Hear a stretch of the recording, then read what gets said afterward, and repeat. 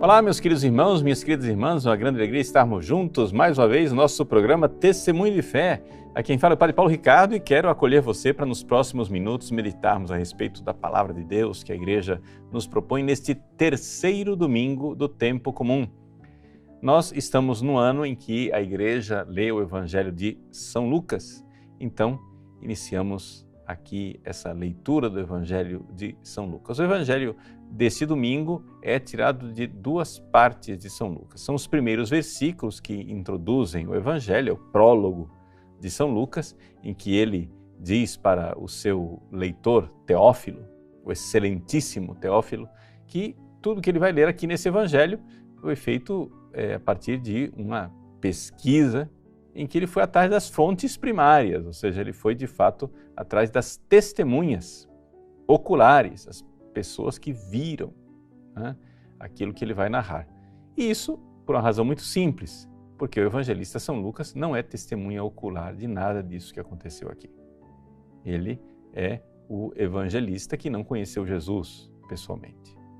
Mas ele foi atrás de quem viu as coisas. Por exemplo, toda a narrativa da infância de Jesus, São Lucas certamente ouviu da própria Virgem Maria. A gente vê claramente que a narrativa ela traz coisas que só Maria poderia saber. Por exemplo, Maria então guardava todas essas coisas no seu coração. Como que ele sabe disso? Por quê? Porque foi ela que contou isso para ele. Pois bem, terminada a narrativa da infância, Jesus então é batizado no Jordão, tentado no deserto, e então ele começa a fazer a sua pregação. É aí que começa o versículo 14 do capítulo 4, onde se resume o que está acontecendo. Jesus voltou para a Galileia com a força do Espírito e sua fama espalhou-se por toda a redondeza. Ele ensinava nas suas sinagogas e todos o elogiavam. Então quer dizer que Jesus já começou a sua atividade, a sua vida pública, a sua pregação. Vejam, é interessante notar que São Lucas, que dos quatro evangelistas é aquele que salienta mais a presença do Espírito Santo, né? Diz que Jesus volta de lá, do deserto onde ele foi tentado, né, pelo diabo, movido pelo Espírito Santo. É interessante notar essa presença insistente do Espírito Santo no Evangelho de São Lucas. São Lucas fala do Espírito Santo quando o anjo anuncia à Virgem Maria. São Lucas fala do Espírito Santo quando Isabel recebe a notícia da presença, a saudação da Virgem Maria. São Lucas fala que foi o Espírito Santo que desceu sobre Jesus no batismo. São Lucas diz que foi o Espírito Santo que conduziu Jesus para ser tentado no deserto. Agora, novamente, São Lucas nos diz que o Espírito Santo manda Jesus para a Galileia. Só estou fazendo aqui um breve elenco, uma lista das realidades do Espírito Santo no Evangelho de São Lucas até agora, para que você entenda o que vai aparecer depois, o que vai ser lido. Porque Jesus, depois que ele está já ensinando e certamente fazendo milagres em todos os lugares, ele finalmente volta para o povoado no qual ele cresceu, no qual ele foi, né, criado. Então, conforme era o seu costume, isso quer dizer que Jesus não passou 30 anos sem ir à sinagoga. Era o costume dele ir à sinagoga. Ele entrou na sinagoga no dia de sábado e levantou-se para fazer a leitura. Né? É interessante que a pessoa que lê na sinagoga ela é sorteada no número das pessoas que entram. Né? Então, quando entra a pessoa, é você. Então Jesus, né, é interessante notar aqui a ação da providência divina, que Jesus foi sorteado para ler, e não somente a própria passagem que ele irá ler, né, foi a providência divina quem preparou. Vejam o que aqui diz o Evangelho. Vamos continuar lendo. Deram-lhe o livro do profeta Isaías. Abrindo o livro, Jesus achou a passagem em que está escrito: o Espírito do Senhor está sobre mim. Vejam, trata-se do capítulo 61 do livro do profeta Isaías. É interessante a gente notar o seguinte, que Jesus abriu o livro, não quer dizer que Jesus pegou, como nós temos hoje as nossas Bíblias, né? Jesus foi lá e abriu a Bíblia na passagem que ele queria. Não. Jesus abriu na passagem que estava já pronta para ser lida. Por quê? Porque na época de Jesus, os livros não eram encadernados como os livros que nós temos hoje, em forma de códice, ou seja, você pega um livro seu e você pode abrir em qualquer página que você quiser a qualquer momento, né? Eu estou aqui com a minha Bíblia na frente e eu posso abrir na página número 1, na página número 50, na página número 300, na página que eu quiser. Mas, na época de Jesus, os livros eram conservados nas sinagogas em rolos, né? Em que esses rolos o livro era enrolado em 2 bastões assim, mais ou menos como se fosse uma espécie de fita cassete, né? Então, a pessoa ia girando os bastões e desenrolando o livro, até que chegava na passagem. Então é evidente que Jesus aqui já recebeu o livro aberto em Isaías 61. Ou seja, a providência divina, Deus quis que Jesus lesse essa passagem naquele dia, já estava lá. Jesus não escolheu, né? Isso é muito claro no texto grego de São Lucas, né? Porque está dito lá, quando diz Jesus abrindo o livro, ou seja, Jesus desenrolando o livro, né? Ou seja, era um rolo. Então, ele tinha que ler aquela passagem lá, não tinha outra alternativa. E então Jesus vai e lê: o Espírito do Senhor está sobre mim. Já já eu volto para comentar um pouco mais em detalhes o restante dessa leitura que Jesus fez. Mas, só para você entender o Evangelho todo, quando Jesus finalmente fecha o livro e entrega para o servente da sinagoga, ele se senta, que é uma posição de mestre que vai ensinar, né? É importante lembrar isso. O discípulo fala de pé, o mestre fala sentado, né? Ele fala da cátedra, sentado na cadeira.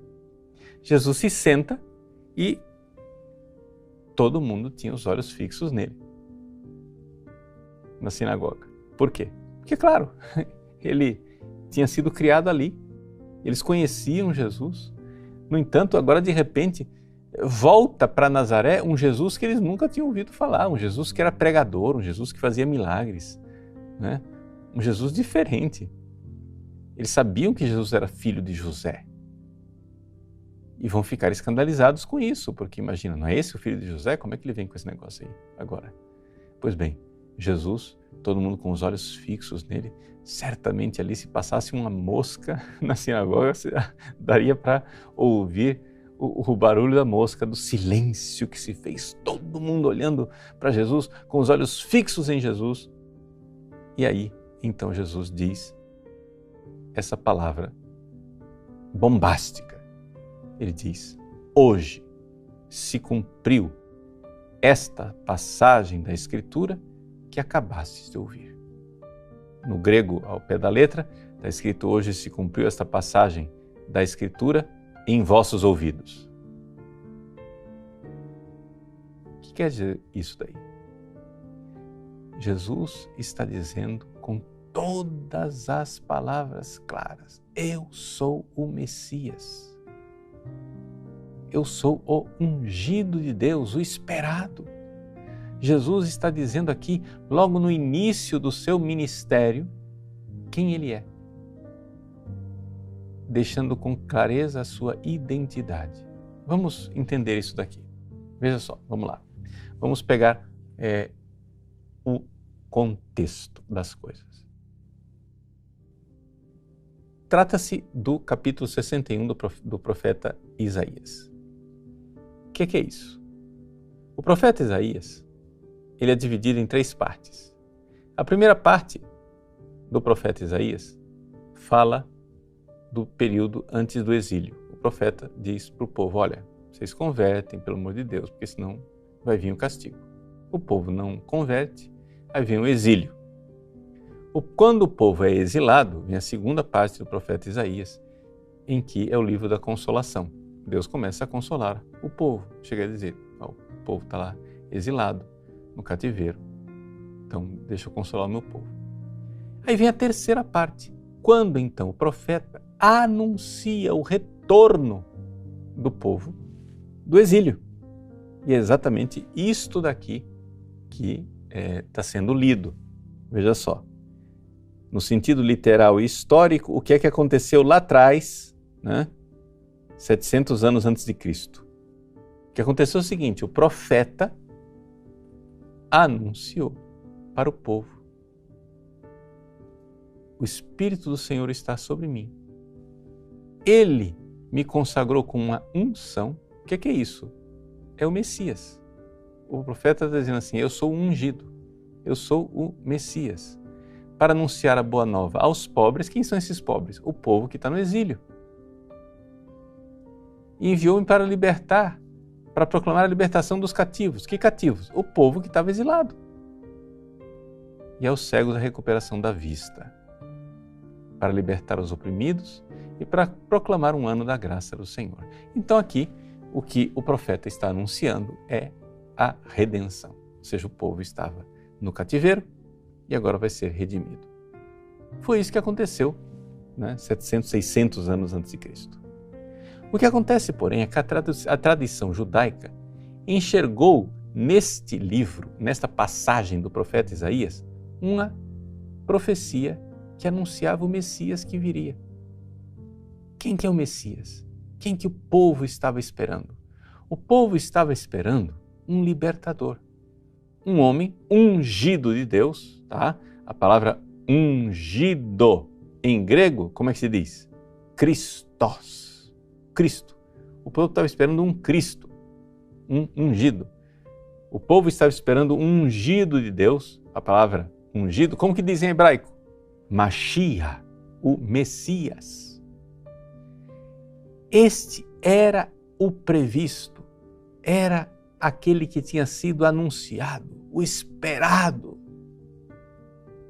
pelo povo de Israel, que viria para libertar o povo. Então, na época de Jesus, todo o povo de Israel esperava que viesse esse libertador. Por quê? Porque o povo estava novamente no cativeiro, ou seja, estava debaixo do Império Romano. Estava sofrendo. E o povo esperava um libertador. O que o povo não sabia é que o libertador que viria iria nos libertar de uma coisa muito mais tremenda, muito pior do que o Império Romano: o pecado e o diabo. O imperador romano é fichinha perto do diabo. A opressão política dos romanos é um nada diante da opressão horrorosa que o pecado realiza em nós. Gente, nós temos que entender isso. Nós temos que entender que nós somos um povo que anda nas trevas e que nós vivemos na pior de todas as escravidões possíveis, tá? Na pior de todas as ditaduras imagináveis. É a ditadura do diabo e do pecado. As correntes que nos amarram são muito mais graves, muito mais sérias do que qualquer ditador jamais acorrentou um povo ou jamais acorrentará. Por mais que, vamos supor, está todo mundo falando da implantação de uma ditadura mundial que virá porque os globalistas vão implantar um governo mundial, ditatorial, nos moldes da ditadura da China, etc. e tal, essa história de aplicativo, de vacina, de passaporte vacinal, que tudo isso daí vem para fazer um grande reset, onde vai se colocar uma opressão, e uma ditadura mundial. Tudo isso é terrível. E claro que nós devemos lutar contra isso. Só que acontece que tem outra ditadura que já está aí faz hora e as pessoas não estão lutando contra ela. É uma ditadura muito pior, que é a ditadura de Satanás. a ditadura opressora mundial vai ser possível. Por quê? Porque Satanás já está como ditador no coração das pessoas. E as pessoas fazem de tudo para não sair dessa sua opressão. Nós somos exilados, nós somos subjugados, nós estamos debaixo das piores correntes. Por quê?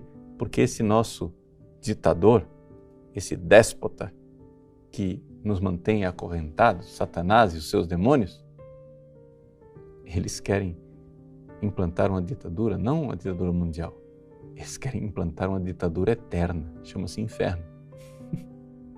Para sempre. O inferno é para sempre, gente. E é o pior sofrimento e a pior opressão que nós poderíamos sofrer. Então vejam só aqui o Evangelho, a boa nova que Jesus está anunciando. Neste contexto agora vamos ler o que é que Jesus pronunciou na sinagoga de Nazaré. É o seguinte: quem é Jesus? Jesus é Deus que se fez homem.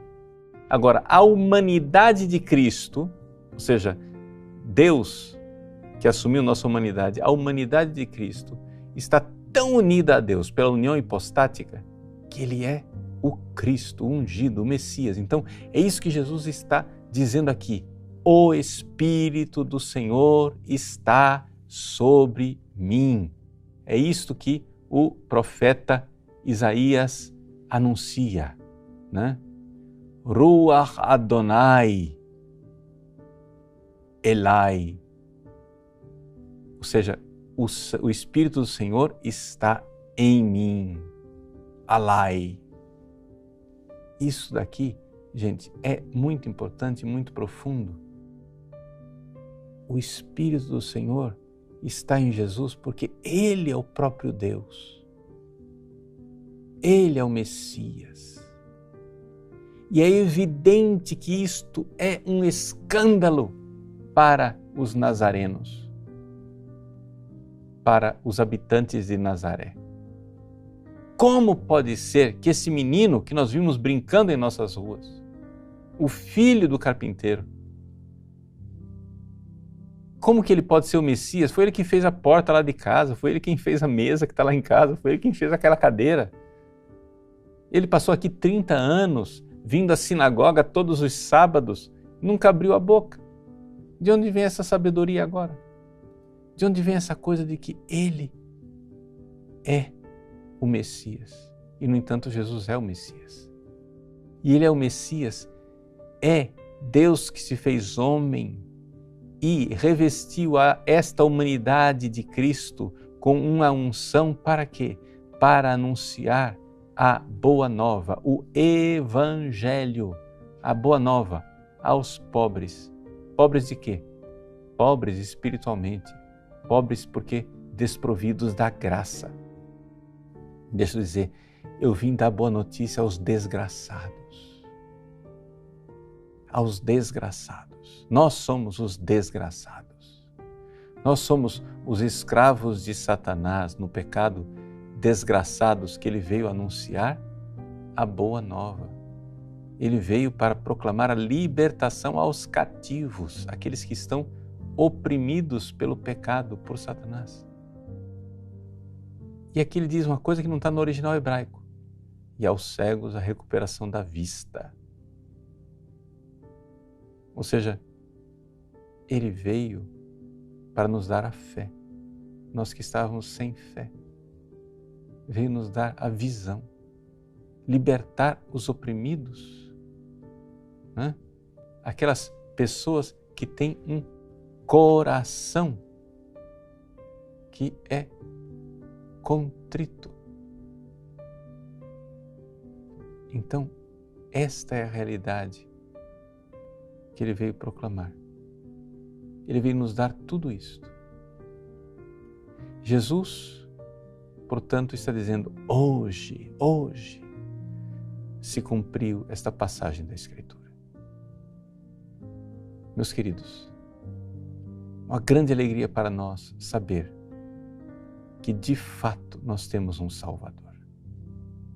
Mas a grande miséria da humanidade é que ela não se acha necessitada de um Salvador.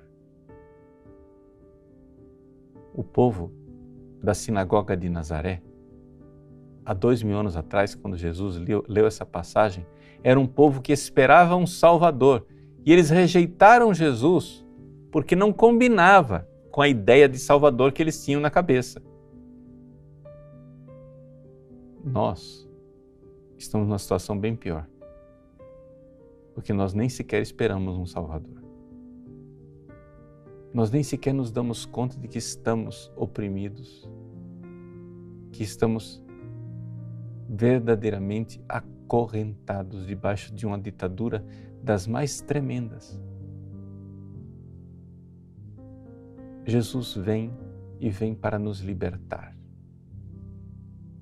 Essa é a verdadeira teologia da libertação, aquela que nos liberta do pecado. Jesus vem para nos resgatar. E esse resgate significa o seguinte, gente: você não nasceu para ser egoísta, você nasceu para amar.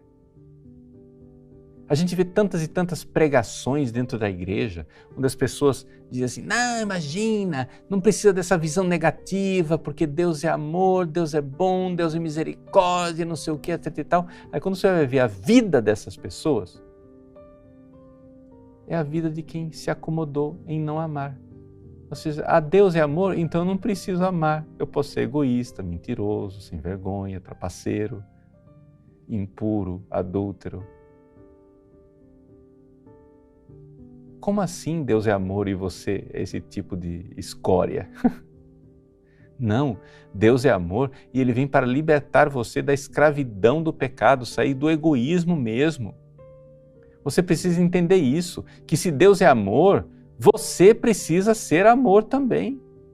Você precisa sair desse seu egoísmo. Como é que Deus é o Deus da libertação e você é um secaz da escravidão mais imunda e mais porca, do tipo de egoísmo, de impureza, de dependência do sexo, da mentira, do dinheiro, dos prazeres mundanos? Como é que Deus é libertação e você, que diz que segue a libertação, vive nesse tipo de escravidão nojenta?